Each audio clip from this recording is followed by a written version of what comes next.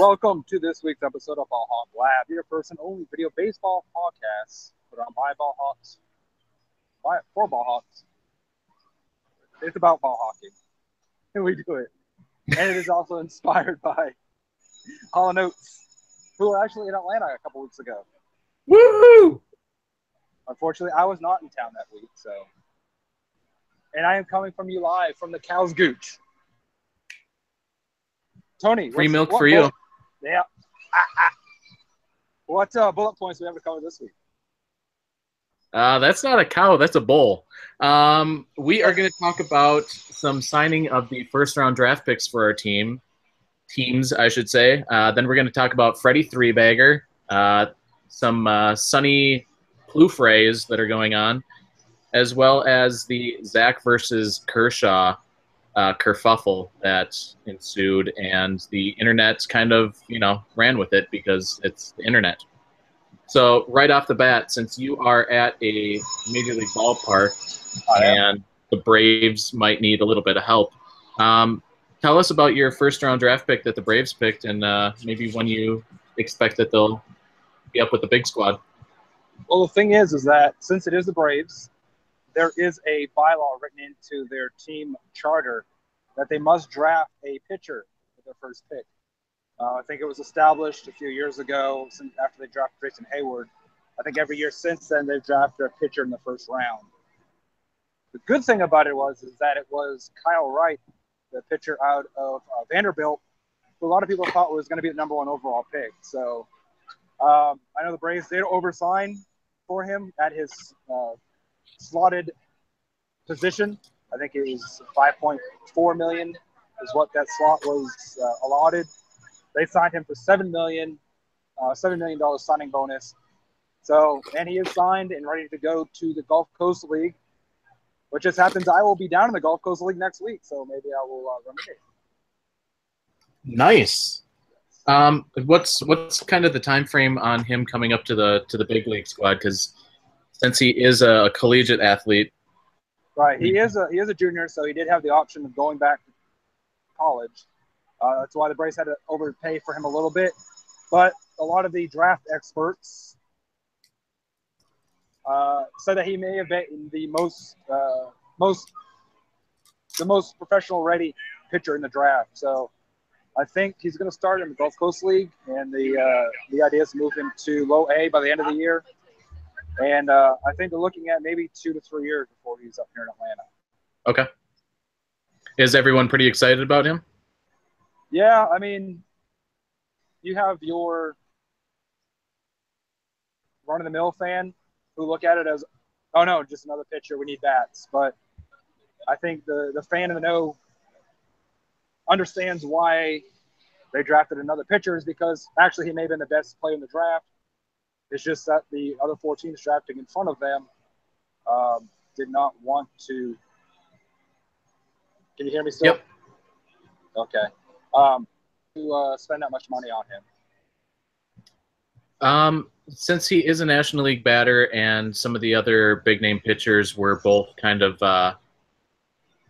good on both sides of the mound, both hitting and pitching, do you know if he has any type of pop, if he can also hit, or is he just going to be your typical pitcher? He is just going to be a pitcher, so and hopefully a good punter. I suppose he's going to learn that in the Gulf Coast League, right? I would hope so. So moving on. Also, other Braves news, and my phone might be dropping this signal quickly. So there's big talk that Freddie Freeman is on rehab right now, or about to go on rehab. So, but he also not just rehabbing that wrist, that he also might be working at becoming a third baseman. Woo! So very interesting switch there. I think the big thing is that Matt Adams has done so well. The Braves really don't want to lose his bat in the lineup, and they really might not be another place for him. That he's not a very good outfielder. He can't play third, so Freddie Freeman is going to go work on his third baseman skills. Interesting. Tony, any thoughts from a non-Brave person? Well, you're brave. It's kind of actually the opposite trajectory that Trevor Plouffe is going through right now, because he was at third base and just got signed by the Rays. That's the next topic, but ties in really well because he's looked at as more of kind of switching away from being a third baseman, almost like a platoon player, as well as a first baseman, potentially outfielder. So while your guy is going towards a new position on the other side of the corner, Plouffe is starting to be a little bit more limited. So it's kind of interesting to see different trajectories like that.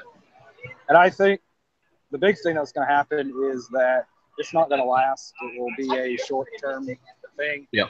I don't even know if he'll actually see the light of day in the majors.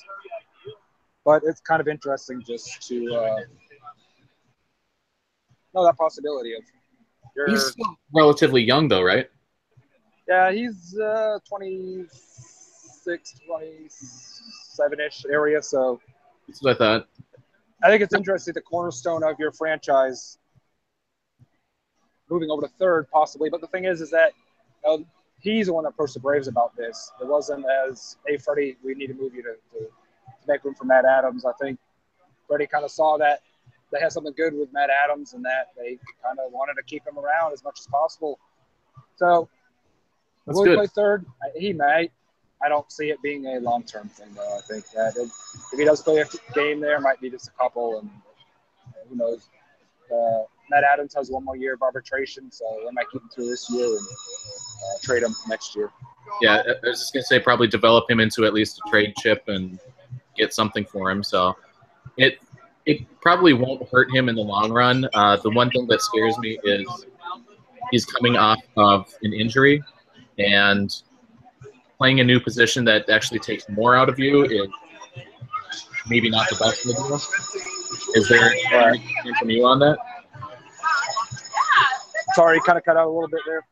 Is there any concern that since he's coming off of an injury and going to a more physically demanding position, that this could backfire quickly? I think the main thing is that he's so big and gangly. He's going to look kind of odd over there. And he is rather athletic and flexible, but he's about 6'4", 6'5", and really long arms and legs. So I don't know. It's just going to, I guess, just take a bit of getting used to. Yeah, I don't want him to drop something. A sheriff officer just warned me to watch out. I hope he's not hoping that our cow is going to drop something on me. That would be truly shitty. Yeah, it would be. And it might be bullshit, too. Sorry, Mrs. Abneri. So, in other changing places, same faces, different places news, Tony, they have the Tampa Bay Rays have a new, you kind of alluded to a little bit, they have a new member of their organization and a friend of, and a permanent resident of your heart. Yes. Always right there. Yeah, Trevor Plouffe was released by the A's and was signed by the Rays. Technically, they made a deal. They gave some cash considerations to the Athletics. I think it's ultimately a good move for him.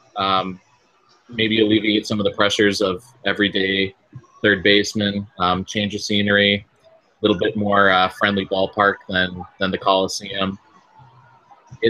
I hope that he kind of develops into what we saw here at Target Field with Michael Kadire, where he's a good veteran leader guy that is really good in multiple positions, where you can plug him in at third base, first base, still get him everyday swing, but not limit him to just one position. So we'll see how that happens or how that works out. But I know that today he did get his first home run as a Tampa Bay Ray. So already on the board. All right. So is this something that you kind of expected to happen, or just kind of take you by surprise? Or what? I think the writing was on the wall. I didn't want it to happen, but secretly I kind of knew that the A's would probably move on from him. I didn't really expect Tampa Bay to pick him up, but just seeing the opportunities that he has to kind of grow into those different positions as well as still be in the American League and be able to be a DH. I think that's a really good fit. It's a lot better than maybe going to Boston and have him be an everyday third baseman there, because in a big market under high pressure, I don't know that he would necessarily thrive. So going to Tampa, where he can kind of fly under the radar and rebuild his career, would be muy bueno. Very good. The last thing we have is our last bullet point to cover is the internet versus Zach Campbell. And I think this kind of blew up to a lot more than what it really was. Like, if any of y'all are ball hawkers, or if any of y'all just kind of follow the internet in general, or just like to see two guys blab about baseball, hence our name, that Zach Campbell had a interaction with Clayton Kershaw in Cincinnati, I believe it was, over the weekend on Father's Day, asking him for one of those Father's Day commemorative balls, and said, no, you already have 7,000 of them.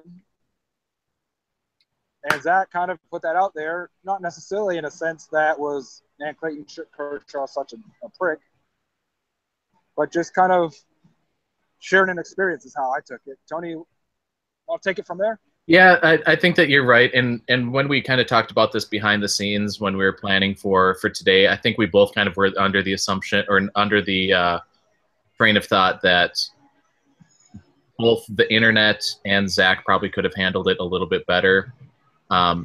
Even though Zach didn't have the intention of, like you said, complaining about it and making it seem like he hated Kershaw and that it was terribly bad.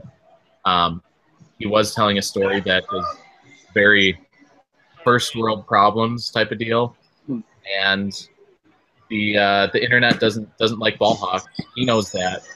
He kind of fueled the fire, and it just kind of ran away from there. Should the internet get so bent out of shape about a guy who enjoys doing a hobby that doesn't hurt anyone else, and that he actually gives a lot of his balls to the little kids that they're saying deserve these balls, they probably shouldn't. I told you what I think. If I were Zach, I think putting it in that video that he makes for his YouTube page, if he would have put it at like the 7-minute mark and kind of recap the game and said, oh, this is a funny story that happened with Clayton Kershaw, it wouldn't have got picked up by the news outlets. It wouldn't have got picked up by the internet comment section. It would have been something where fans of his were actually watching this and get to hear the interesting story that happened without all of the backlash that ended up ensuing. Is that kind of fair? Yeah, and I think the big thing, as we know, is that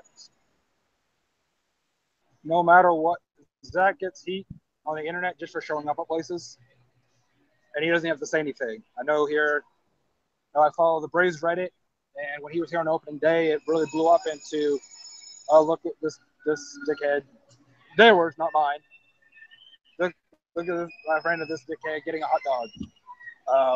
And all Zach was doing was getting a hot dog. But I can vouch for that because I was there. I saw him do it. He didn't shove anybody out of the line. He didn't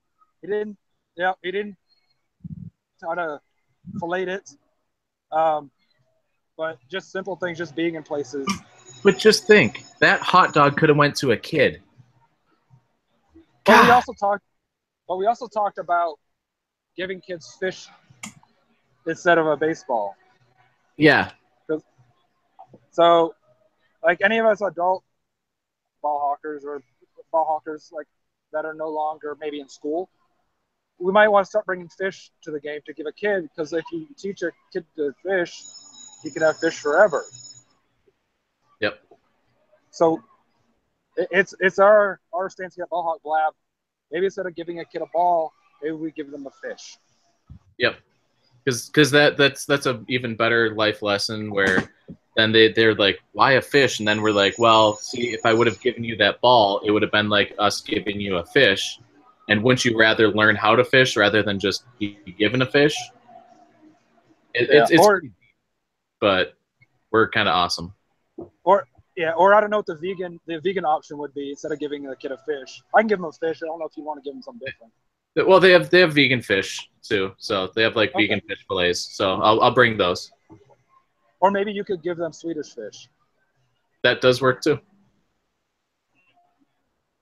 Then So Tony will be handing out Swedish fish to kids, and I'll be giving out real fish. It would almost Maybe be sardines. like Halloween at that point. It's like trick or treat. Here you go. Problem solved. Everyone goes home happy. Especially if I show up in a van asking kids if they want some Swedish fish. Hey, you want some candy? Yeah. And hopefully your dog didn't kind of didn't run away. Then you could have him helping you find your dog too. Evie. Hey. All right. Anything else? I don't think so. Are we going on that? Are we going to go out on that low note? Yeah, we're gonna go out on the distracted note that my dog is Right. digging in the couch. I don't know. Well, go catch some baseballs. Make us proud. Well, as you can see, I don't know how well you can see it. 3 days without batting practice, so I guess I gotta go hustle to try to get one. True. So We're counting on you. other than that, Freddie Freeman, new third baseman, Freddie over there. Tony, you got a little something to play us out with? Evie. You have a little something to play us out for Freddie? Well, that was the lead-in song, so I'm gonna go back to some Hall and Oates. Oh, okay. Okay. Because I feel like since you haven't had batting practice, you felt like maybe you've been alone too long. Yeah,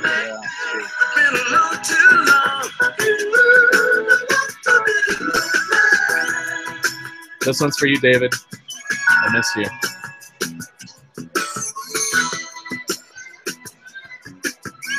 Well, maybe some baby come back.